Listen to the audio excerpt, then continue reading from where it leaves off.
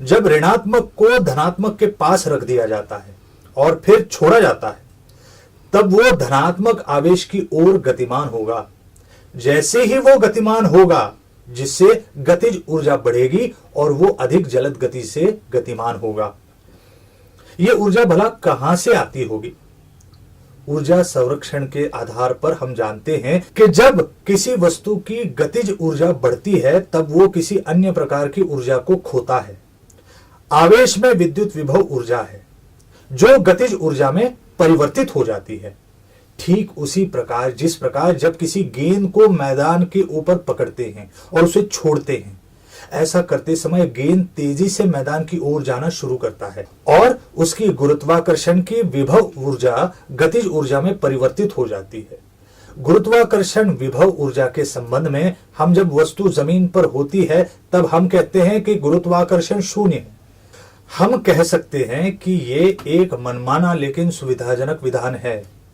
आवेश के संबंध में विद्युत विभव के शून्य को परिभाषित करते समय हम कहेंगे कि जब आवेश एक दूसरे से असीमित दूरी पर होते हैं। जैसा कि गुरुत्वाकर्षण विभव के बारे में स्थितिज ऊर्जा में आए परिवर्तन ही अधिक महत्वपूर्ण होते हैं। इसी कारण हम आमतौर से स्थितिज ऊर्जा विभवांतर के बारे में बात करते हैं। स्थितिज ऊर्जा में प्रति इकाई आवेश में आने वाले परिवर्तन को विभवांतर कहा जाता है। ऊर्जा की इकाई जूल है। विभवांतर की इकाई जूल को कूलाम से भाग देने पर प्राप्त होती है। J/C जिसे वोल्ट भी कहा जाता है।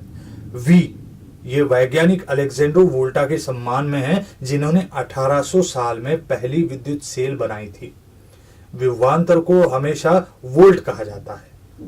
गतिविधि, चलिए एक साधारण से विद्युत सेल की निर्मिति करते हैं। ऐसी सेल जो वोल्ट ने 1800 साल में बनाई थी। इसके लिए हमें जस्तीकरण किए हुए वॉशर और 25 गेज की आरक्षित तांबे की तार की आवश्यकता है।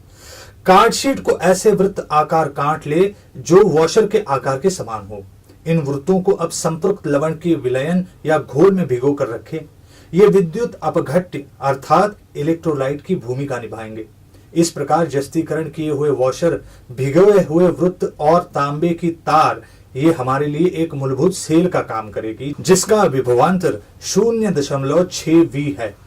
इस प्रकार की एक से अधिक विद्युत सेल को अगर हम क्रम में रखें, जिसे हम उतना वोल्टेज निर्माण कर पाएंगे जो एक LED बल्ब को जला सके। यह हमेशा जताया जाता है कि वे इलेक्ट्रॉन्स ही होते हैं जो विद्युत परिपथ में ऊर्जा का वहन करते हैं। इलेक्ट्रॉन की बहुत धीमी गति होती है। इतनी कम गति में जल्द गति से जाने वाली ऊर्जा का वहन करना संभव नहीं है। इलेक्ट्रॉन दो टर्मिनल के बीच में बड़ी ही धीमी गति से चलते हैं। परिपथ के कारण जिस विद्युत चुंबकीय क्षेत्र की निर्मिति होती है, उसके परिणाम स्वरूप जो दो विभवांतर के बिंदु तैयार होते हैं, उन्हीं के कारण ऊर्जा का स्थानांतरण होता है। ये उच्च वर्गों के अध्ययन का विषय है। इसलिए अभी के लिए हम पानी के उदाहरण द्वारा वोल्टेज, विद्युत धारा और प्रतिरोध को समझेंगे। वोल्टेज, विद्युत धारा और प्रतिरोध। नलों को हमेशा पानी की टंकी के ऊपरी या फिर मध्य हिस्से की अपेक्षा निचले हिस्से में लगाया जाता है। ऐसा इसलिए क्योंकि जैसे ही नल खोलें, पानी बाहर निकलना शुरू हो सके। जब तक कोई अन्य बल कार्यरत नहीं होता है, जैसे पंप के कारण तैयार किया गया दबाव, तब तक पानी नीचे की ओर ही बहता है, एक उच्च विभवांतर वाले क्षेत्र से निम्न विभवांतर वाले क्षेत्र तक। यही कारण है कि पानी की टंकियों को हमेशा ऊंचाई पर किसी स्टैंड पर रखा जाता है, ताकि पानी नीचे घरों तक जा सके। गुरुत्वाकर्षण में विभवांतर के अंतर के कारण पानी बहता है, जिससे हमें प्रवाह मिलता है। ठीक उसी प्रकार विद्युत सेल भी विद्युत विभवांतर निर्माण करता है, जिसके कारण विद्युत परिपथ में विद्युत धारा की निर्मिति होती है। प्लम्बिंग प्रणाली में पानी की धारा होती है और परिपथ में आवेशित इलेक्ट्रॉन की धारा होती है, परिपथ से होकर बहती है। परिपथ के कुछ स्थानों पर विद्युत धारा, जिसे I कहा गया है, वो उस दर के समान होती है जिस दर से आवेश उस स्थान से पहले गुजरा होता है। अगर प्रवाह स्थिर है तो I = Q/T होता है। विद्युत प्रवाह की SI इकाई एम्पियर A होती है, जिसे बोलचाल की भाषा में एम्प कहा जाता है। जब हम नल खोलते हैं ताकि पानी बहे, तब हम बहाव के लिए जो प्रतिरोध होता है उसे कम करते हैं। हम नल को जितना खोलेंगे उतना ही बहाव के लिए प्रतिरोध कम होगा और अधिक मात्रा में पानी प्रवाहित होगा। विद्युत धारा के संबंध में जितना अधिक प्रतिरोध उतना छोटा प्रवाह।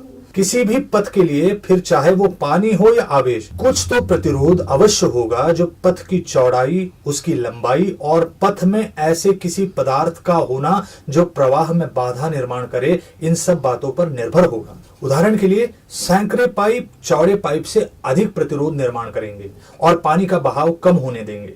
उसी प्रकार कम सुचालक पदार्थ अधिक प्रतिरोध निर्माण करेंगे और आवेश के प्रवाह को रोकेंगे।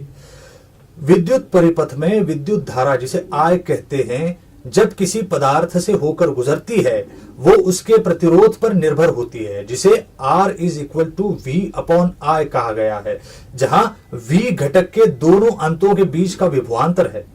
जब भी किसी यंत्र में प्रतिरोध समान रहता है और विभवांतर बदलता रहता है, तब हम कहते हैं कि ये ओहम के नियम का पालन कर रहे हैं, जहां V = IR होता है। अगर हमारे पास सिर्फ एक ही परिपथ है, इस पर हम जितना प्रतिरोध करेंगे, अर्थात दिए हुए विभवांतर के लिए जितना अधिक कुल प्रतिरोध होगा, उतना ही विद्युत का प्रवाह कम होगा। अगर हमें एक समय में ही अधिक मात्रा में पानी की आवश्यकता हो तो हम क्या करेंगे?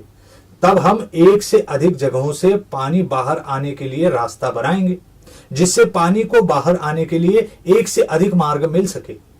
उसी प्रकार जब हम विद्युत परिपथ पर समांतर प्रतिरोधक लाएंगे और जब प्रवाह अधिक होगा, तब अगर हम एक ही प्रतिरोधक का उपयोग करेंगे तो पानी के उदाहरण के अनुसार प्रवाह को अनेक मार्ग मिल जाएंगे।